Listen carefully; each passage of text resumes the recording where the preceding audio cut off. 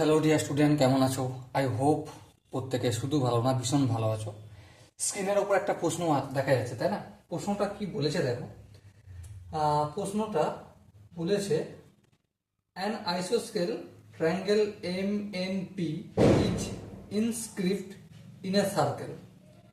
If MN equal to MP equal to 16 root 5 centimeter and NP equal to 32 centimeter, what is the radius of the circle? মানে একটা ত্রিভুজ, ঠিক আছে, একটা ত্রিভুজকে কোথায় অঙ্কন করেছে? একটা সার্কেলের ভিতরে ইনস্ক্রিপ্ট করেছে। ওকে, এই হচ্ছে সার্কেলের ভেতরে। এবারে কি বলেছে নির্ণয় করতে বলেছে রেডিয়াস অফ দ্য সার্কেল। এই যে সার্কেলটা পেয়েছি, এই রেডিয়াসটা আমাদেরকে নির্ণয় করতে হবে, মানে আর সমান কত সেটা নির্ণয় করতে হবে। দেখো এখানে যে সার্কেলটা আমরা দেখতে পাচ্ছি, কোশ্চেন অনুযায়ী যেটা পড়লাম সেটা কি? Circum circle. তো সার্কাম সার্কেলের রেশিও কিভাবে, এই রেডিয়াস আমরা কিভাবে নির্ণয় করব, তার জন্য দুটো ফর্মুলা আমরা কথা বলবো। প্রথম ফর্মুলা হচ্ছে a by sine a equal to b by sine b equal to c by sine c equal to 2r। এই ফর্মুলাটার কথা আমি বলবো। আর দু নম্বর হচ্ছে R equal to A B C, তিনটে বাহুর গুণফল ডিভাইডেড বাই 4 ইন্টু ক্ষেত্রফল, এই ত্রিভুজটার ক্ষেত্রফল। তাহলে এই দুটো ফর্মুলা যদি আমরা ইউজ করতে জানি তো অনায়াসে আমরা নির্ণয় করতে পারবো। কিন্তু প্রশ্ন হচ্ছে ইউজ তো করব, ইউজ করাটা কোনো ব্যাপার নয়। প্রথমে আমাকে যেই বিষয়টা জানতে হবে সেটা হচ্ছে এই দুটো ফর্মুলা আসলো কি করে। ওকে, তো চলো সময় নষ্ট না করে আমরা এই দুটো ফর্মুলা আসলো কি করে তার প্রুফ বা প্রমাণ শুরু করে দিই। দেখো আমরা কোশ্চেনটা একটু হাইড করছি, কোশ্চেনটা হাইড করে আমরা এই বিষয় দুটো প্রমাণ করে তারপর অঙ্কটা করব। ওকে, যেমন ধরো নাম দিই, এটা হচ্ছে এ, এটা হচ্ছে বি, আর এটা হচ্ছে আমাদের সি। ওকে, আচ্ছা, এই যে সি কোণের বিপরীত বাহু এই এ বি, এর দৈর্ঘ্য আমরা ধরছি সি। আচ্ছা, এ কোণের বিপরীত বাহু বিসি, এই বিসি বাহুর দৈর্ঘ্য আমরা ধরছি এ। আবার বি কোণের বিপরীত বাহু এসি, এর দৈর্ঘ্য ধরছি স্মল লেটারে বি। আশা করি এখানটা কোনো বুঝতে অসুবিধা হয়নি। এবার দেখো ধ্যান দিয়ে, এখানে বিসি বাহুর ওপর একটা পারপেন্ডিকুলার এইচ অঙ্কন করেছি। কি অঙ্কন করেছি? এইচ। তাহলে এবার বলো এ বি সি ত্রিভুজের ক্ষেত্রফল, এ বি সি ত্রিভুজ এর ক্ষেত্রফল সমান কি? ক্ষেত্রফল সমান হাফ ইন্টু ভূমি। ভূমি বলতে কোনটা? বিসি। বিসি বলতে বিসি বাহুর দৈর্ঘ্য আমরা ধরে নিয়েছি অলরেডি এ, এই এ লিখলাম, ইন্টু উচ্চতা, উচ্চতা বলতে এইচ, এই এইচ লিখলাম। বলো এই জায়গাটা কোনো বুঝতে অসুবিধা রয়েছে? আই হোপ বুঝতে অসুবিধা থাকার কথা নয়। এবার ধ্যান দিয়ে লক্ষ্য করো। কি লক্ষ্য করবে? দেখো এখানে এইটা তো 90 ডিগ্রি বলেছি আমি, হ্যাঁ ঠিক, এটা 90 ডিগ্রি বলেছি। আচ্ছা ভেবে দেখো, এটাকে যদি আমি অ্যাঙ্গেল থিটা ধরি, ঠিক আছে, তাহলে সাইন থিটা সমান কি? সাইন থিটা সমান, দেখো এটা 90 ডিগ্রি মানে এটা অতিভুজ, সব সময়ের জন্য অতিভুজই থাকবে, একে কোনো পরিবর্তন করা যাবে না, ঠিক আছে। তাহলে এটা হচ্ছে অতিভুজ, আর এটা থিটার অপোজিট বাহুটা লম্ব, তাহলে লম্ব বাই অতিভুজ মানে এইচ বাই সি। বলো এখানটা কি বুঝে গেল? হ্যাঁ ঠিক। যদি এখানটা বুঝে যায় তাহলে এই সিটা এই অপোজিট দিকে যাবে, হ্যাঁ, তাহলে সি ইন্টু সাইন থিটার জায়গায় এই কোণটাকে আমরা বি বললে সব থেকে ভালো হবে, কারণ এখানে বি নাম দিয়েছি তো, তাই sine B, C into sine B equal to H বের করলাম। ওকে, এবারে এই জিনিসটাই আমি সেম অ্যাপ্লাই এখানে করে দেবো, হাফ ইন্টু এ ইন্টু এইচের জায়গায় সি ইন্টু সাইন বি, তাহলে সি ইন্টু সাইন বি। একটু যদি ভালো করে লিখি, half into A C sine angle B.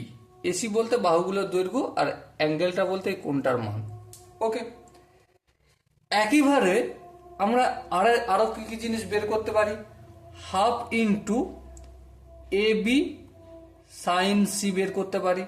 হ্যাঁ, একইভাবে half into BC sine C বের করতে পারে। কেন?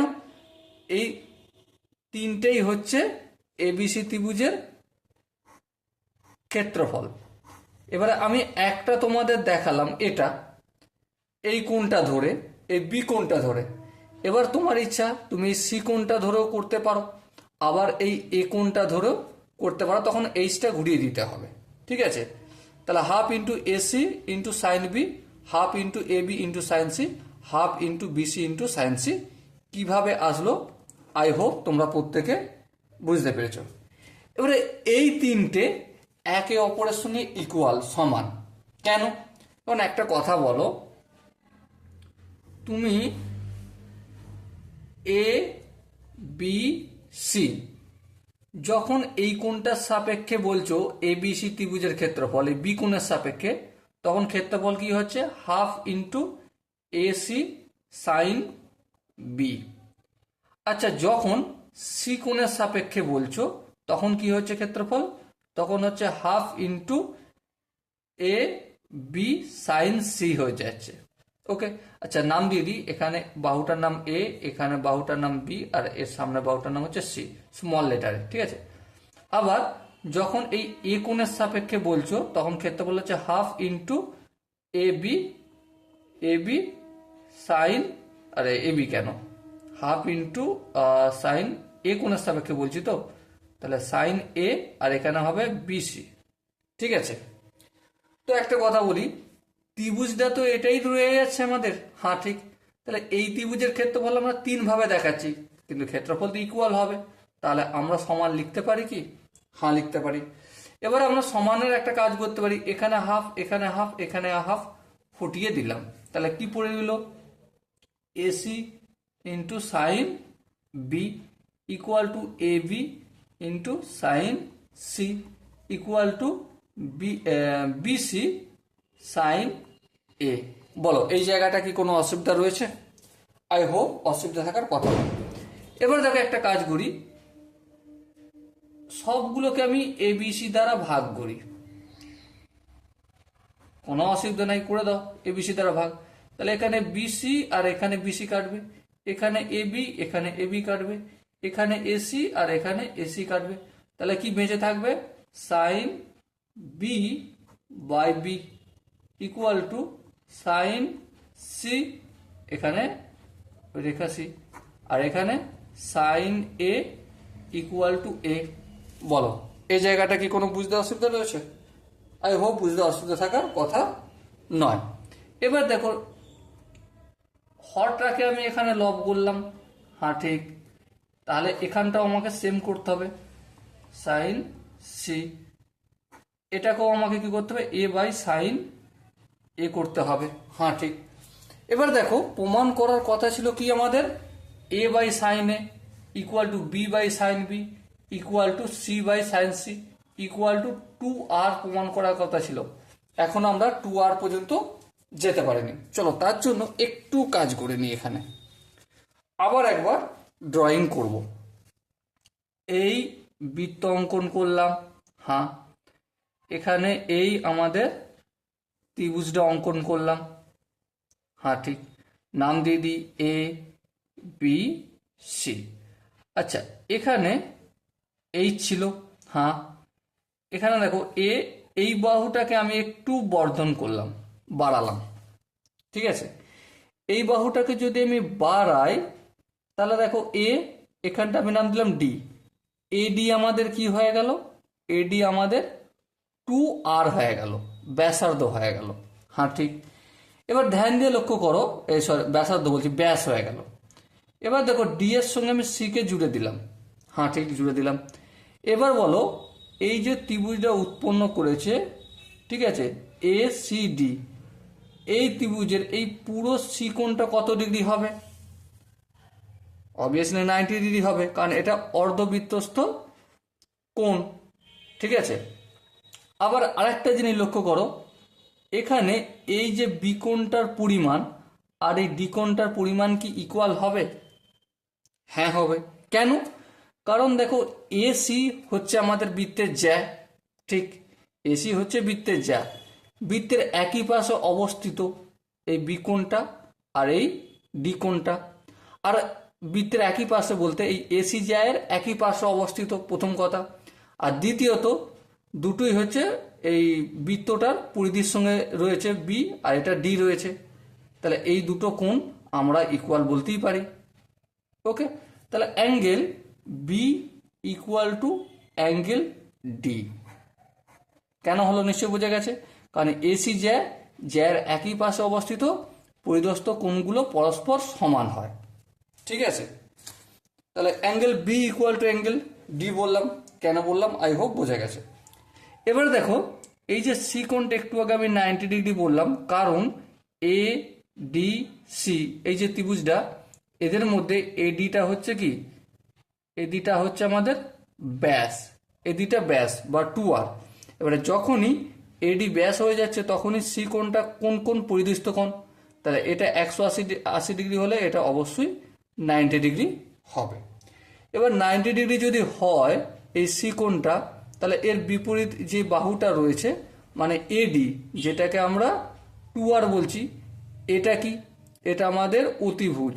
কি লিখে দিই একটু ছোট্ট করে, অতিভুজ বা অতিভুজ লিখে দিই, অতরসী অতিভুজ, ঠিক আছে।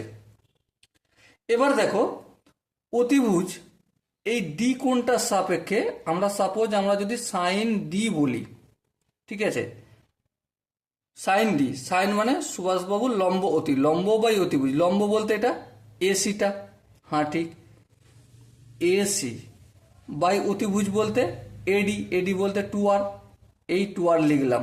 কোনো আপত্তি রয়েছে? না, কোনো আপত্তি নেই। এবার দেখো, সাইন ডি এর জায়গায় আমরা কি বলতে পারি? সাইন বি বলতে পারি? হ্যাঁ বলতে পারি, কারণ বি কোণটাই ডি কোণের ইকুয়াল, তা লিখে দিলাম। এসি মানে কি? এসি মানে এটা হচ্ছে বি বাহু, এসি বাহু দৈর্ঘ্যের সঙ্গে কার সঙ্গে সমান? বি, এসি বাহুটাকে আমরা এতক্ষণ পর্যন্ত কি ধরেছিলাম? বি ধরেছিলাম। তাহলে সেম কাজ এখানে করে দিলাম, বি বলে দিলাম, তাহলে এই বি বলে দিলাম, আর এখানে 2r বললাম। বলো, কোনো অসুবিধা রয়েছে? আই হোপ অসুবিধা থাকার কথা নয়। এবার দেখো, এবার ছোট্ট করে একটু কাজ করলেই কমপ্লিট হয়ে যাবে কাজটা। এই 2rটাকে সমানের অপোজিট দিকে নিয়ে গেলাম, হ্যাঁ, আর এখানে বি বাই সাইন বি করে দিলাম। চলো, এটা কি বুঝতে পারলে কিভাবে আমি প্রমাণ করলাম? আই হোপ বুঝতে পেরেছো। চলো এবারে দেখো, এখানে দেখো আমরা কি পেয়েছিলাম? বি বাই সাইন বি, হ্যাঁ, B by sine B equal to কি পেয়েছি? 2r, ইকুয়াল টু 2r পেয়েছি। আবার বি বাই সাইন বি সমান সি বাই সাইন সি পেয়েছি। আবার এ বাই সাইন এও প্রমাণ করতে পেরেছি। কি দেখো, উপরে যেটা আমি প্রমাণ করব বলেছিলাম সেটা প্রমাণ হলো। কিন্তু এখানেই তো প্রমাণ শেষ নয়, আর একটা জিনিস তোমাদের দেখাতে হবে, নাহলে খুব মুশকিলে হয়ে যাবে। সেটা কি? এই যে এটা লিখেছি না, আর ইকুয়াল টু এবিসি, মানে তিনটে বাহুর সমষ্টি divided by 4 into delta, delta বলতে ওই ত্রিভুজটার ক্ষেত্রফল, এটাও তোমাদের দেখাতে হবে। ওকে, চলো দেখাবো কিন্তু এটার সাহায্যেই দেখাবো। চলো প্রথমে আমরা আবার এই ত্রিভুজটাই এখানে অঙ্কন করে নিই বোঝানোর সুবিধার জন্য। এই হচ্ছে আমাদের ত্রিভুজ, নাম একই রাখবো, এ বি সি। ওকে, এবারে এই যে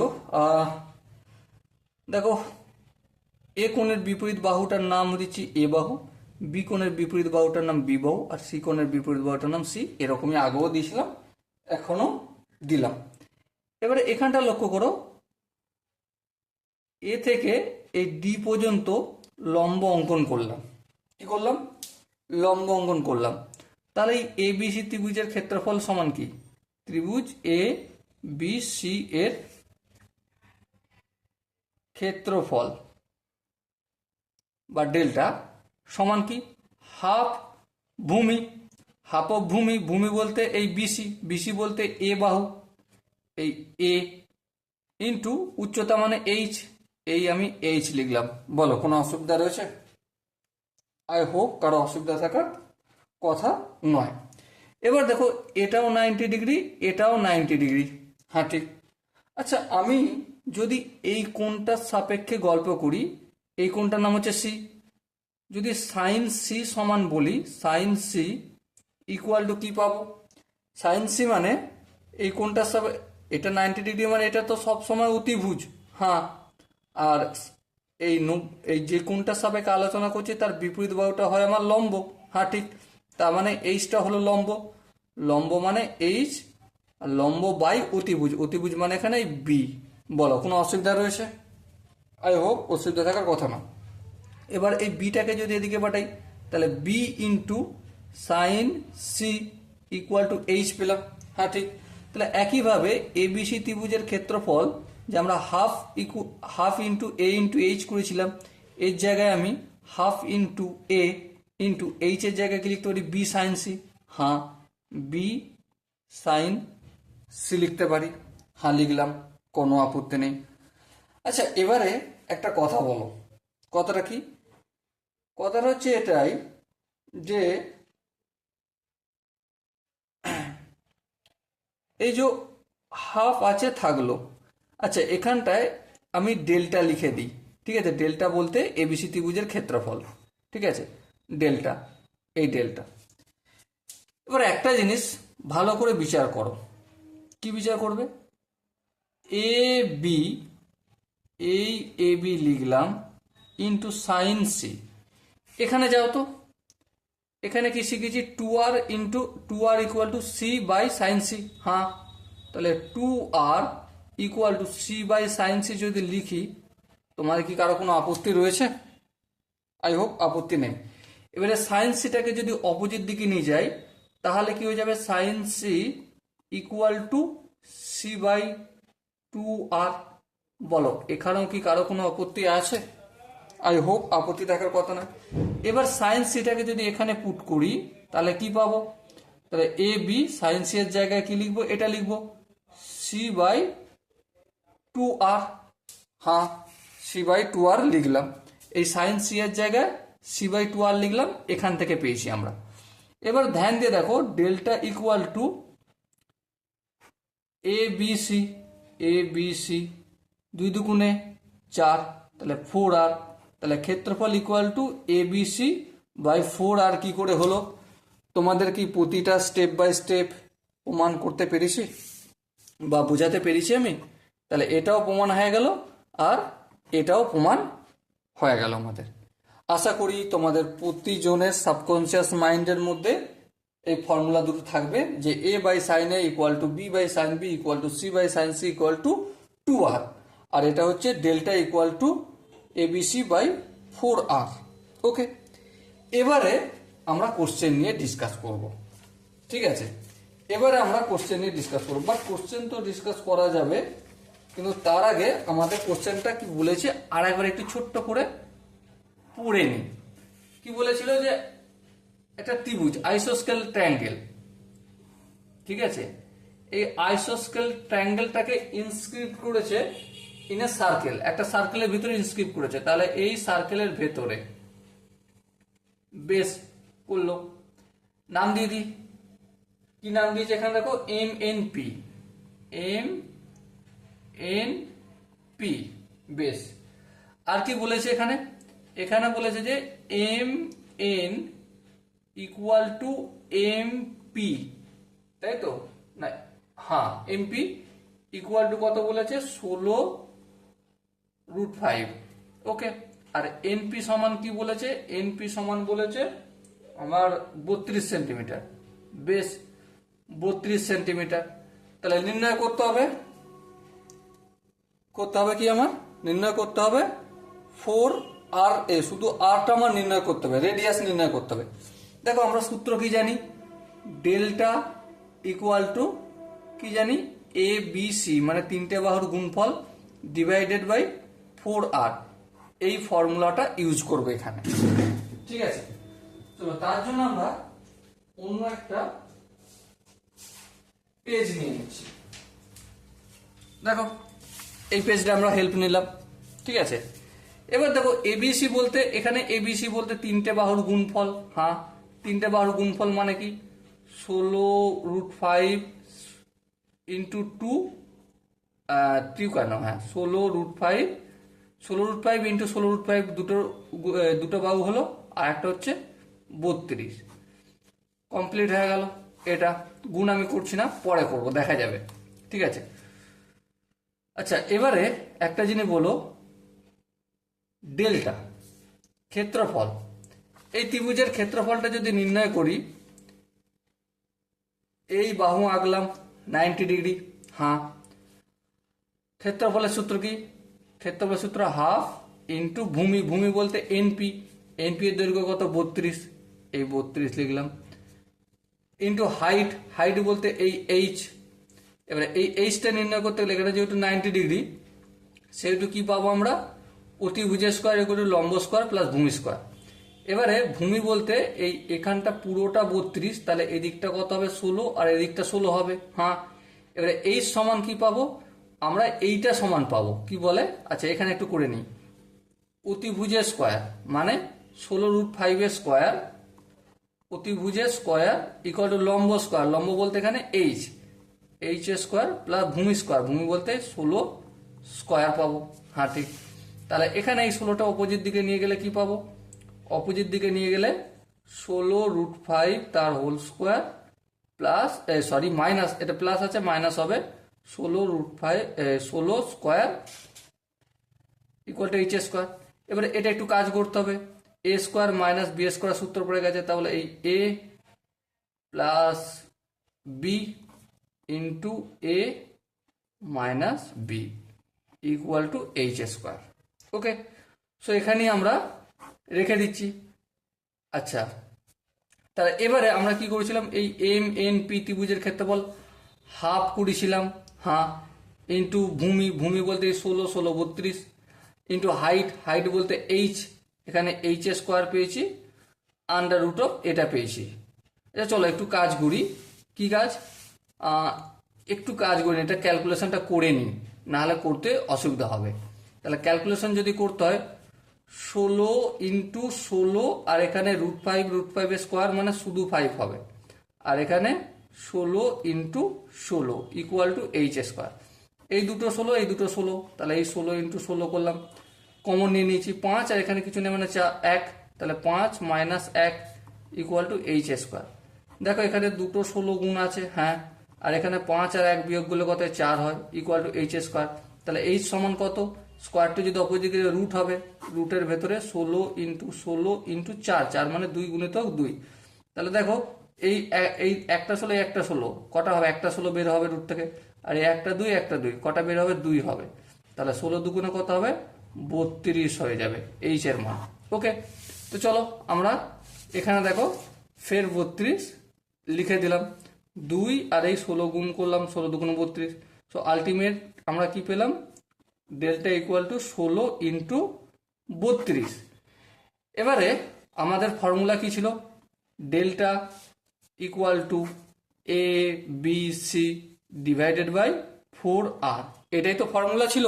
হ্যাঁ ঠিক, এবারে আরটাকে যদি সমানে অপোজিট দিকে নিয়ে যাই, এবিসি মানে কত? 16√5 ইন্টু 16√5 ইন্টু 32, আর এখানে ডেল্টাটা যদি নিয়ে আসি তাহলে 4 ইন্টু ডেল্টার মান হচ্ছে 16 গুণিত 32, তাহলে 16 গুণিত 32 করলাম। ওকে, এই 32 কেটে গেল, হ্যাঁ ঠিক, এই 16 কেটে গেল, হ্যাঁ ঠিক, 4 একে 4, 4 4 16, তাহলে দেখো 4√5 ইন্টু √5, সো কত হলো? 5√5 মানে কি একটা রুট উঠে যাবে, তাহলে কি হলো? 4 5 20। সো রেডিয়াস কত পেলাম আমরা? রেডিয়াস আমরা 20 পেলাম। সো ডিয়ার স্টুডেন্ট, এখানে দেখো যে 4টা অপশন আছে, তার মধ্যে কোন অপশনটা ঠিক হবে? Obviously option A is the right answer. So dear student, আমরা এই কোশ্চেনটা সলভ করার জন্য কতগুলো কনসেপ্ট মাথার মধ্যে মুখস্থ রাখতে হবে বা সাবকনসিয়াস মাইন্ডে ধরে রাখতে হবে, আশা করি তোমরা প্রত্যেকে বুঝতে পেরেছো। A by sine A, B by sine B, C by sine C equal to 2r, এটা একটা ফর্মুলা। আর R equal to ABC by 4 delta, এটা একটা ফর্মুলা। তো এই দুটো ফর্মুলা আমাদের পড়তে গিয়ে ভিডিওটা একটু লম্বা হয়ে গেল। ঠিক আছে, আমরা এই পুরো জিনিসটা ডিসকাস করেছি, ডিসকাস করার পর শেষে গিয়ে অঙ্কটা করেছি। Okay, so dear student, I hope তোমাদের প্রত্যেকের এই কনসেপ্টটা বোঝা গেছে। যদি কোনো জায়গায় বুঝতে অসুবিধা থাকে তাহলে কি করতে হবে, কমেন্ট অবশ্যই জানাতে হবে। আর দেখা হচ্ছে পরবর্তী সেশনে। ততক্ষণ পর্যন্ত ভালো থেকো, সুস্থ থেকো এবং জয় হিন্দ।